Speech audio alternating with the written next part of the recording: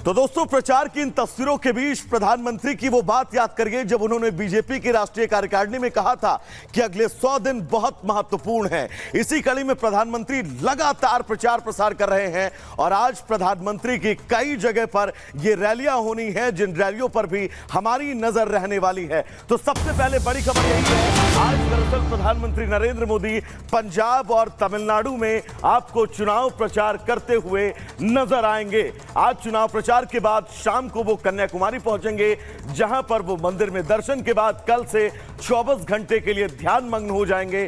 यानी कि आज प्रधानमंत्री नरेंद्र मोदी का ये बहुत बिजी शेड्यूल, और उस बिजी शेड्यूल के बाद मां भगवती अम्मान के दर्शन, विवेकानंद रॉक मेमोरियल में ध्यान, और उस ध्यान से पहले जोरदार प्रचार, क्योंकि सरयू से लेकर सागर तक की यात्रा और सागर से फिर सरयू तक की यात्रा से चुनावी प्रचार का आगाज करने वाले प्रधानमंत्री नरेंद्र मोदी पूरब हो, पश्चिम हो, उत्तर हो या फिर दक्षिण हो, हर जगह पर वो चुनाव प्रचार करते हुए नजर आ रहे हैं।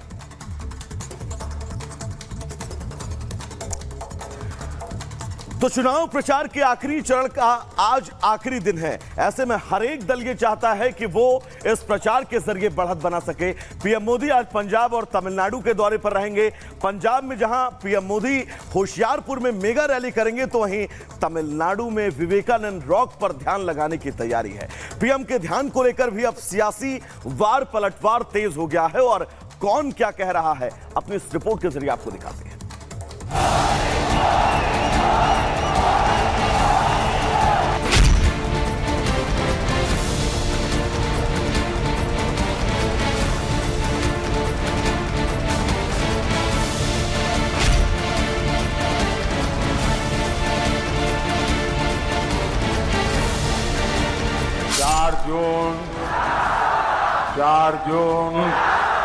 चार जून आखिरी दौर, आखिरी प्रचार।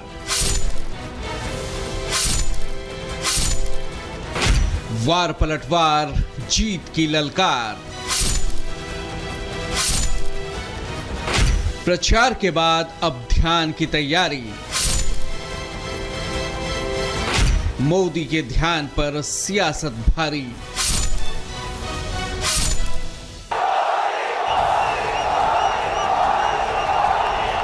सातवें चरण के प्रचार का शोर आज शाम थम जाएगा। 1 जून को आखिरी चरण के मतदान और 4 जून को नतीजों से साफ हो जाएगा कि देश में किसकी सरकार। 4 जून को 400 पार या फिर बदलाव की चली बयार। लेकिन आखिरी चरण के मतदान से पहले आखिरी ओवर की आखिरी गेंद तक पक्ष और विपक्ष हर मुमकिन कोशिशों में जुटे हैं कि जनता का दिल जीत सकें। आज पीएम मोदी तय कार्यक्रम के मुताबिक पंजाब और तमिलनाडु का दौरा करेंगे। सुबह 11 बजे होशियारपुर में पीएम की रैली होगी। फिर शाम 5:15 बजे कन्याकुमारी पहुंचेंगे पीएम मोदी। कन्याकुमारी में पहले भगवती अम्मान मंदिर में दर्शन करेंगे, फिर विवेकानंद रॉक मेमोरियल में ध्यान का कार्यक्रम है। कन्याकुमारी में 48 घंटे का ध्यान लगाएंगे पीएम मोदी। आखिरी चरण की वोटिंग से पहले बड़े राजनीतिक भूचाल का इशारा पीएम मोदी कर चुके हैं। 6 महीने राजनीति में भी नया तूफान लाने वाले हैं। देश में जितनी भी परिवारवादी पार्टियां हैं, उनके कार्यकर्ताओं में निराशा चरम पर है। अगले 6 महीने में हम परिवारवादी पार्टियों में एक नया बिखराव देंगे, देखेंगे बिखर जाएगी। अब पीएम मोदी के ध्यान पर भी सियासी क्लेश शुरू हो गया है। कांग्रेस नेताओं ने चुनाव आयोग से कहा है कि किसी को भी प्रत्यक्ष या अप्रत्यक्ष रूप से प्रचार करने की अनुमति नहीं दी जानी चाहिए। तो वहीं कपिल सिब्बल ने ध्यान को पीएम मोदी का प्रायश्चित करार दिया। किसी परोक्ष रूप से साइलेंस पीरियड में जो चुप्पी रहने का समय होता है 48 घंटे चुनाव के पहले, उसमें कोई भी नहीं, चाहे कितना बड़ा लीडर हो, वो किसी रूप से सीधे रूप से या परोक्ष रूप से कैंपेनिंग नहीं कर सकता। माननीय प्रधानमंत्री ने घोषणा की है, ये सीधा आदर्श संहिता का उल्लंघन है। रॉक मेमोरियल इसीलिए जा रहे हैं कि उनसे क्या क्या गलतियाँ हुई हैं। हाँ, वहाँ को ध्यान करने जा रहे हैं ऐसे ऐसे भाषण देकर, मतलब कि विवेक से कहीं मीलों मील दूर, और जा रहे हैं विवेकानंद। किस लिए? विवेक होगा तो आनंद आएगा ना। और जो विवेक ही नहीं है, उससे मीलों मील दूर हो तो काहे को जा रहे हो आप? ममता बनर्जी ने ध्यान के प्रसारण पर शिकायत की धमकी दी तो अखिलेश ने पीएम मोदी के ध्यान पर तंज किया। विवेकानंद जी कभी मेडिटेशन किए थे, वहीं पर हमारे देश के प्रधानमंत्री जी मेडिटेशन करने जा रहे हैं। ये मेडिटेशन की जरूरत तो पहले थी, 5 साल पहले या 7 साल पहले, जब आपको देश के लिए काम करना था। अरे 10 साल के बाद तो आपको फुर्सत ही फुर्सत है, आप जितना चाहोगे उतनी मेडिटेशन कर लोगे। और दूसरा, वहां तो भारत की सीमा खत्म हो जाती है, उसके बाद तो आगे पानी पानी है। बांग्ला नहीं लेने से आजादी नहीं होता, आज भी याद रखना, बांग्ला ही रहा है। इसी के लिए हम अगर सीपीएम को ऊपर उखाड़ दे सकते थे तो हम बीजेपी को भी उखाड़ देंगे। ये हमारा वादा है, ये हमारा वादा है, ये हमारा वादा है।